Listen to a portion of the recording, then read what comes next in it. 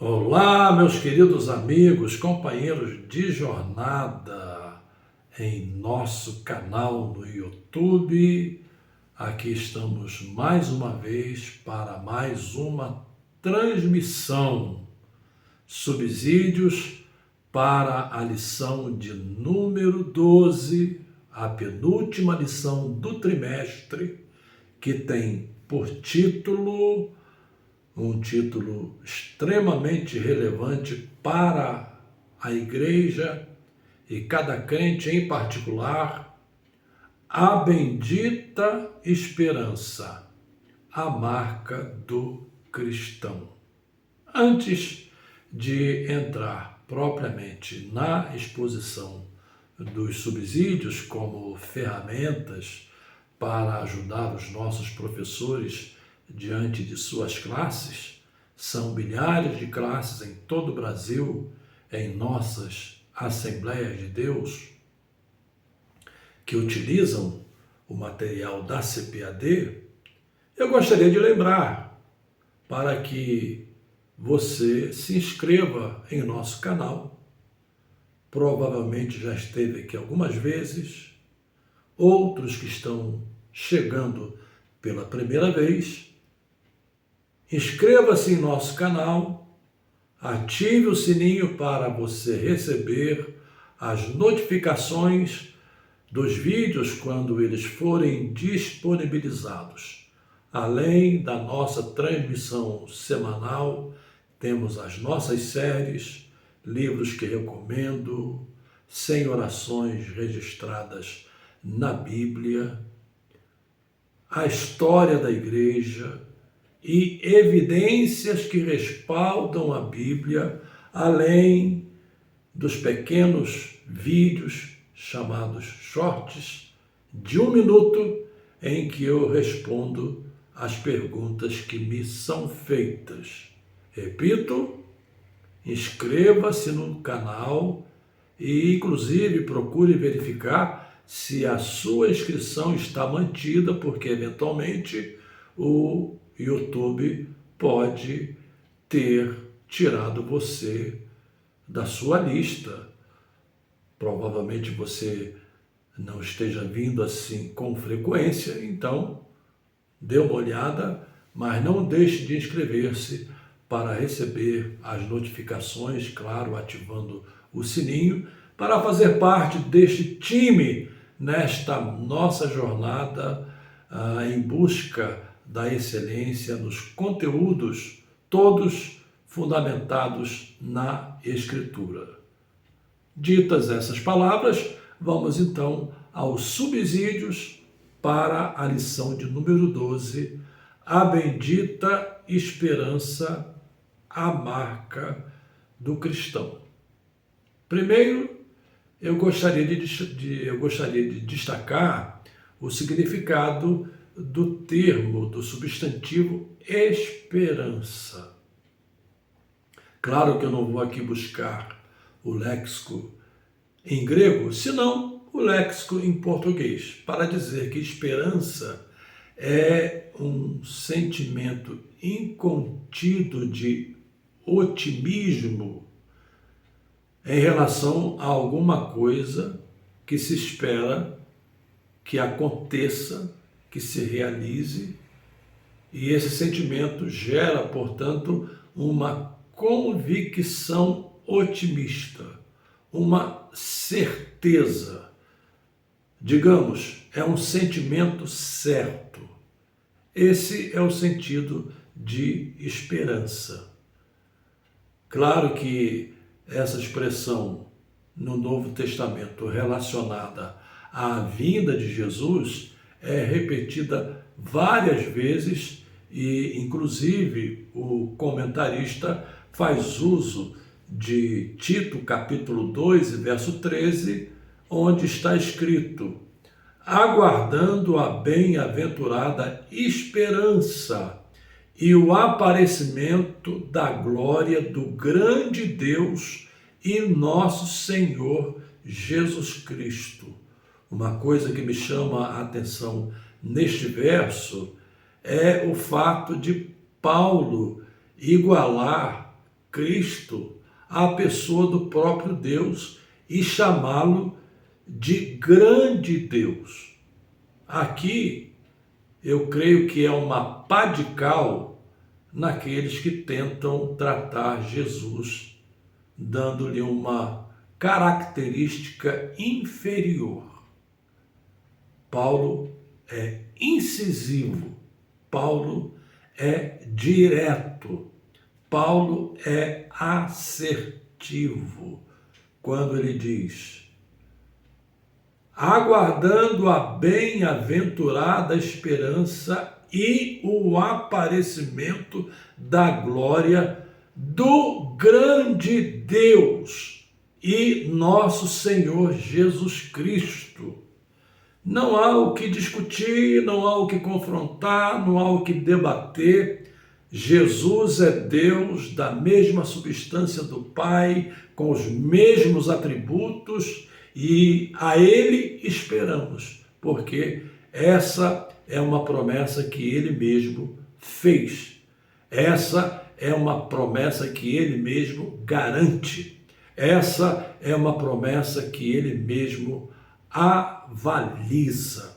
Portanto, esse é um aspecto que eu chamo a atenção aqui nesse texto áureo. Um outro aspecto que eu chamo a atenção é que nós temos, nesta penúltima lição, praticamente o afunilamento. Começamos com o novo nascimento, passamos pela porta estreita e o caminho estreito, tivemos uma rápida pincelada do céu como destino do cristão e depois entramos na caminhada, na trajetória, tal qual a história do peregrino contada por John Bunyan. Entramos na trajetória peregrina de nossa jornada até chegarmos ao nosso destino final.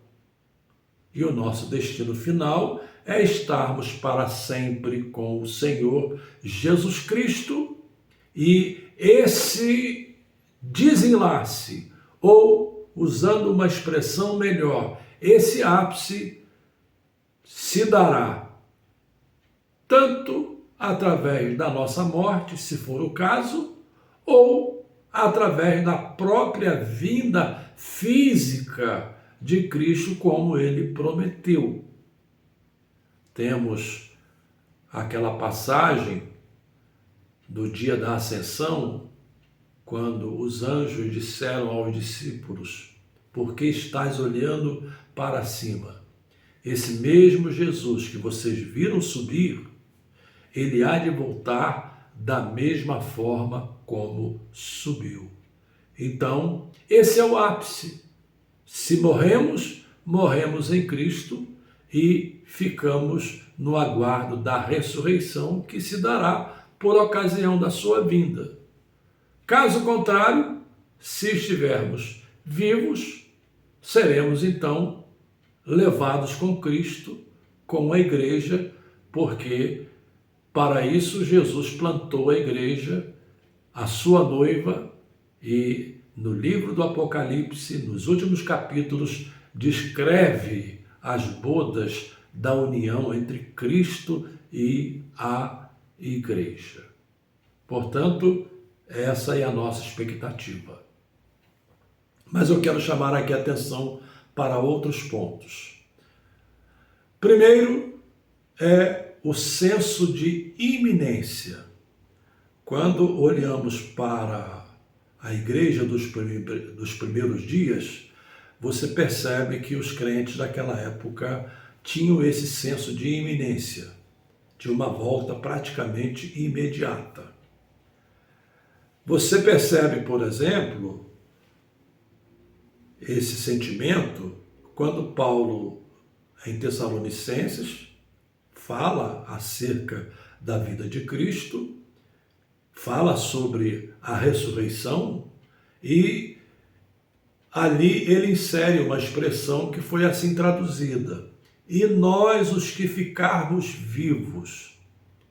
Claro que mais tarde, na última epístola que ele escreveu, ele reconhece que ele terá de enfrentar a morte. Mas naquele momento, a expectativa de Paulo é que ele estaria com Cristo no dia da sua vinda.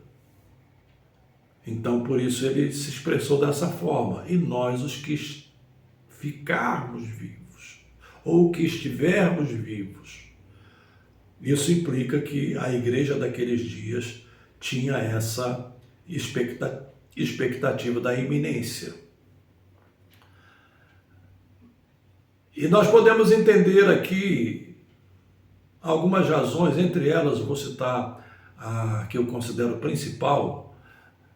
A ascensão se deu no 40º dia, ou seja, 40 dias depois da ressurreição.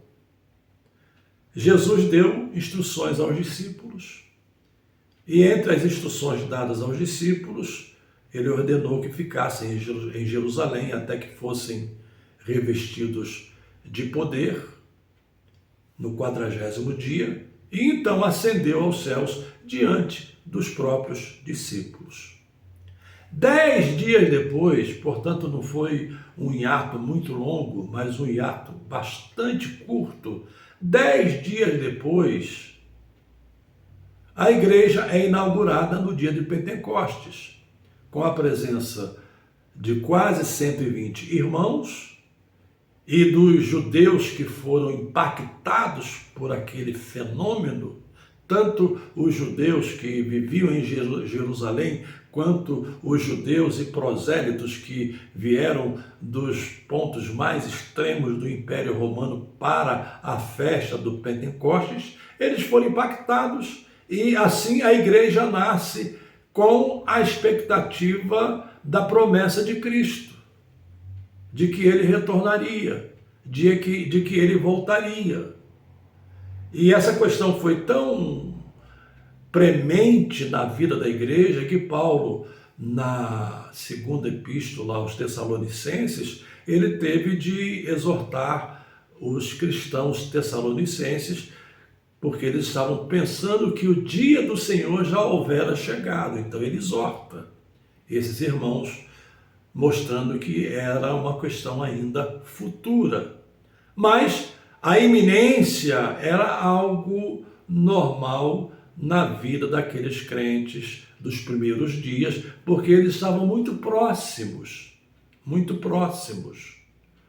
O último dos apóstolos a morrer foi João, e isso já no ano 90, nesse período, quando a igreja já estava espalhada por toda a Ásia, a atual Turquia. A igreja já tinha sido levada por aqueles que se converteram em Jerusalém, foram quase 3.000 pessoas, ela já tinha sido levada às suas tendas para outras regiões com essa expectativa, a expectativa da volta de Jesus, uma promessa que ele fez, uma promessa que ele deixou aos discípulos: voltarei. Essa promessa permanece até os dias de hoje e você pergunta por que é que ainda não ocorreu a promessa. E aí eu vou para um outro ponto que eu considero também de relevância. Quando Jesus, no 40º dia, deu instruções aos discípulos, e você pode fazer a junção de Lucas e Atos, porque são 2 volumes de uma mesma obra. No último capítulo de Lucas, ele faz considerações sobre o derramamento do Espírito Santo e uma ordenança de que os discípulos ficassem, não saíssem. No capítulo 1 de Atos, ele faz um retrospecto, e nesse retrospecto, no capítulo 1 e verso 8, ele diz: mas recebereis, o próprio Senhor, mas recebereis a virtude do Espírito Santo e ser-me-eis testemunhas, tanto em Jerusalém como em Judeia, em Samaria e até os confins da terra. A igreja daquele período, alcançou os confins da terra que estavam, digamos, nos limites do Império Romano, porque pouco se conhecia além dos limites do Império Romano. Ela alcançou Jerusalém, ela alcançou a Judéia, ela alcançou Samaria, e você percebe essa ordem muito clara no livro de Atos dos Apóstolos, e ela alcançou os confins da terra, e você percebe isso com a própria ida de Paulo para Roma como prisioneiro, e você descobre que em Roma havia uma igreja. Mas essa ordenança era uma ordenança que deveria ser cumprida ao longo da história. E aí entra outro ponto. Jesus estabeleceu a promessa, mas ele não determinou a época da promessa, no sentido de dizer quando seria, em que dia, em que ano, em que horário. Ao contrário, ele deixou muito claro que era uma questão reservada ao Pai. Quando os discípulos discutem com Jesus sobre o reino, eles tinham a expectativa de que o reino físico fosse outra vez devolvido a Israel. Jesus não descarta essa hipótese, mas ele diz que dos tempos e épocas, essas questões eram questões reservadas a Deus, eram negócios do Pai. Então, não se estabeleceu uma data, não se estabeleceu uma época, e enquanto não se der, e nós não temos controle desse fato, nós não temos controle desse evento, enquanto não se der a plenitude dos gentios. O que é a plenitude dos gentios? Plenitude dos gentios difere de tempo dos gentios. Tempo dos gentios refere-se ao tempo em que Jerusalém será pisada pelos gentios. Plenitude dos gentios refere-se àqueles gentios que serão alcançados pela graça de Deus. E a palavra plenitude tem o sentido de totalidade. Ou seja, enquanto ainda houver gentios para ser salvos, nós temos de estar continuando a pregar o Evangelho, porque esse controle não está em nossas mãos. Esse controle está nas mãos de Deus, e só Ele sabe quando esse tempo se dará. Portanto, esse é um ponto também que eu gostaria de ressaltar como subsídio para a nossa lição no próximo domingo ou em outro dia da semana em que a igreja tiver as suas classes em funcionamento. Também eu gostaria de trazer outro ponto aqui quanto à igreja contemporânea. Deixe-me aqui frisar um fato. Nos 30 anos que antecederam ao ano 2000, foi um período de efervescência de literatura escatológica. Livros de toda ordem, tratando não só da vinda de Cristo, mas dos eventos posteriores, foram lançados. Eu disse hoje no nosso podcast do Pod EBD, do qual participei, eu disse hoje que tinha até um versículo bíblico citado. A 2000 chegarás, mais de 2000 não passarás. Eu já procurei esse verso na Escritura, pode ser que ele esteja aí subliminarmente em algum texto, mas nunca o encontrei. Mas como existe essa mania de se pôr na Escritura aquilo que ela não diz, se criou esse chavão e isso era repetido. E naquela época os seminários de escatologia eram realizados no Brasil todo com uma série de especulações, e eu não vou entrar no mérito das especulações. Só que o ano 2000 passou, nós já estamos no ano 2024, vivendo aí esses momentos de tensão com Israel, esses momentos de tensão no campo bélico, das guerras, também na área do mundo natural, com terremotos, agora recentemente essa enchente histórica no Rio Grande do Sul. Eu não quero entrar no mérito disso. Por quê? Porque ao longo da história, esses eventos ocorreram. E às vezes nós valorizamos esses aspectos e nos esquecemos daquilo que é mais importante. E o que é mais importante é que Jesus Cristo virá. Essa é a melhor notícia. Mas as pessoas querem saber de anticristo. Geralmente são as perguntas que nos são endereçadas. Quem será o anticristo? Discute-se o sinal do 666, o que seria este sinal do 666. Discute-se quem serão as duas testemunhas. Discute-se sobre a grande tribulação. Então temos o pré-tribulacionismo, temos o mesotribulacionismo, temos o pós-tribulacionismo. Discutem-se as escolas escatológicas, a preterista parcial, a futurista, a pré-milenista, a pós-milenista, e perde-se o essencial. Dizia eu também no podcast que gravamos hoje e vai ao ar já amanhã, dizia eu que existe mais matéria no Novo Testamento acerca da vinda de Cristo do que tratando do anticristo e tratando das questões futuras, escatológicas. Eu não tenho aqui como estabelecer matematicamente, eu até gostaria de fazer esse estudo, né?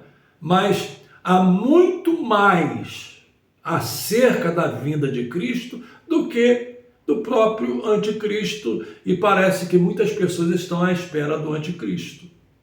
Parece que muitas pessoas estão à espera da grande tribulação. Parece que muitas pessoas estão à espera até de viver esse momento da grande tribulação. Escutem, irmãos, escutem, queridos professores. Há muito mais, repito, material no Novo Testamento. Você pode pesquisar à vontade.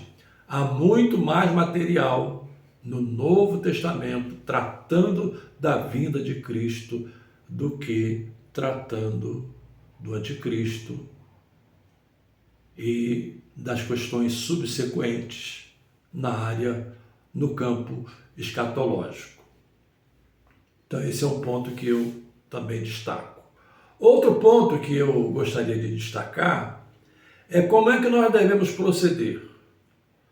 Hoje vivemos numa época em que há um predomínio muito grande de um ensino sobre o nosso bem-estar enquanto estamos no mundo. Predomina em muitas igrejas o ensino da prosperidade como um fim. Os cultos são realizados e as mensagens pregadas geralmente são mensagens para levantar o moral do ouvinte, do crente, daquele que participa, para desenvolver as suas habilidades para que ele possa obter riquezas no mundo. Esse é um extremo. Mas também temos o outro extremo. E eu confessei lá no Pode EBD e confesso aqui também.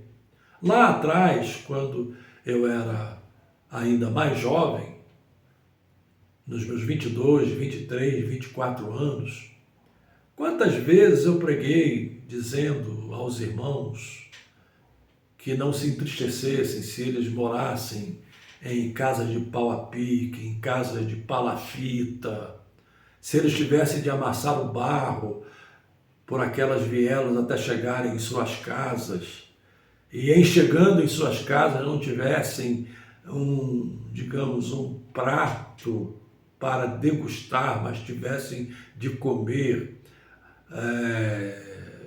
fubá cozido na água, não é nem angu, não é nem polenta.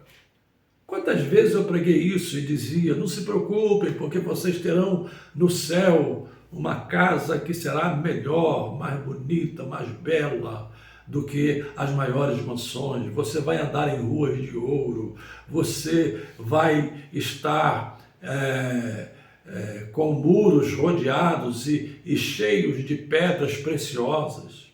Eu me arrependo, porque eu chamo isso de teologia da miséria. Teologia da miséria. Resignação, aceitação do status quo. E nós, como seres humanos criados à imagem de Deus, Deus nos deu condição, Deus nos deu capacidade, Deus nos deu talentos para que possamos viver uma vida digna nesse mundo, e não há pecado algum em você buscar crescer, se desenvolver, buscar agir de maneira a honrar o nome do Senhor através dos seus atos, porque, disse Paulo, quer comais, quer bebais, ou façais qualquer outra coisa, fazei tudo para a glória de Deus.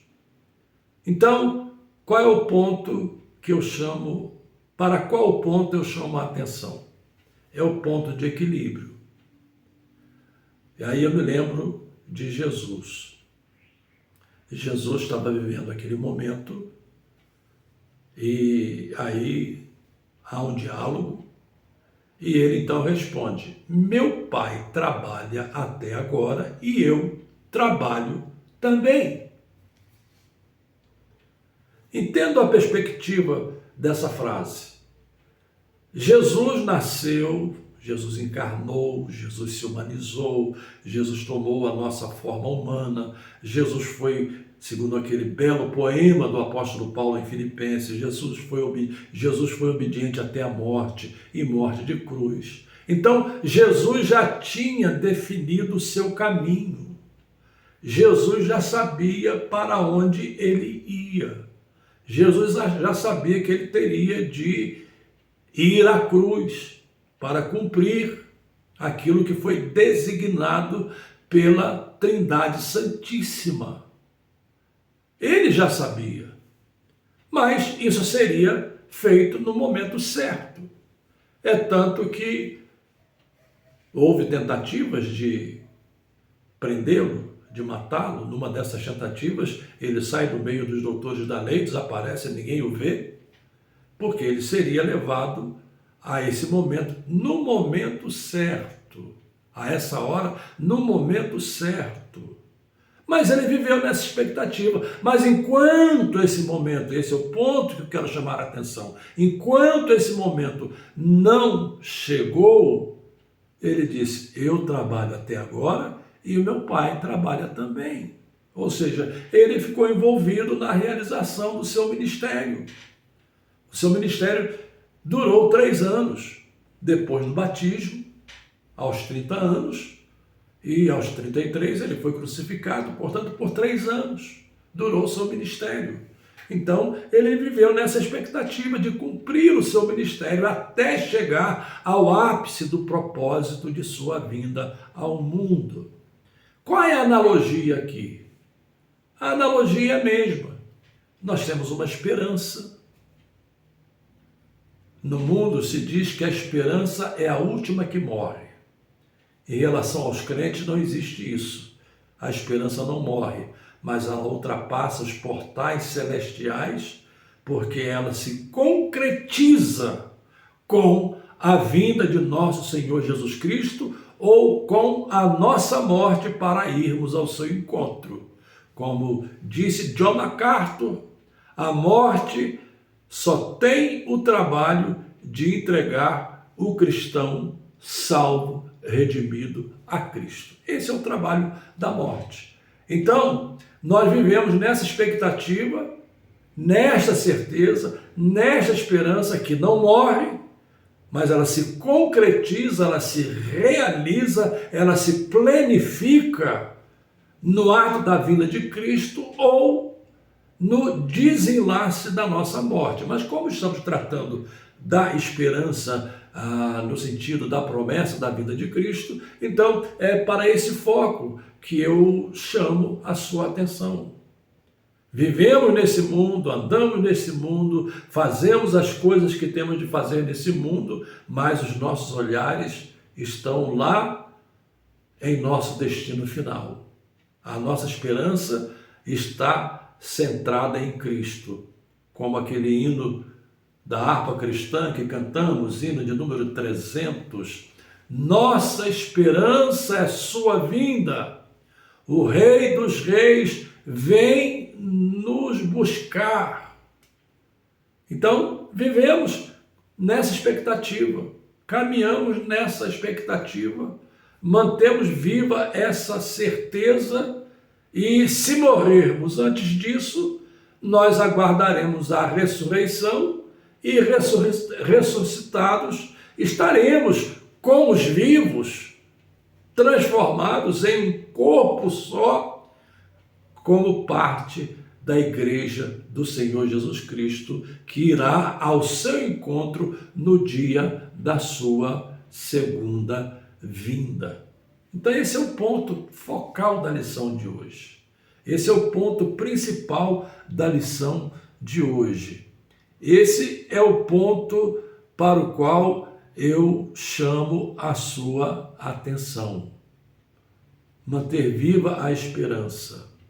Pregar a esperança, anunciar a esperança, viver a esperança, andar na esperança, erguer a esperança, porque a esperança é a certeza de que aquele que prometeu há de cumprir a sua promessa.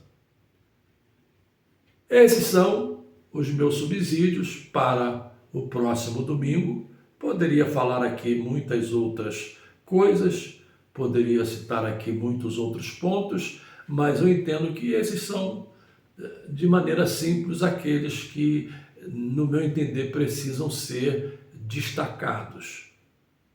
A esperança é a nossa marca. Nós não somos pessoas que vivemos ao léu, desesperançadas, sem saber para onde vamos, que tem a sua vida assentada no existencialismo, ou seja, a vida passa a ter sentido naquilo que você compreende que dê sentido à sua vida. O que dá sentido à nossa existência é Deus.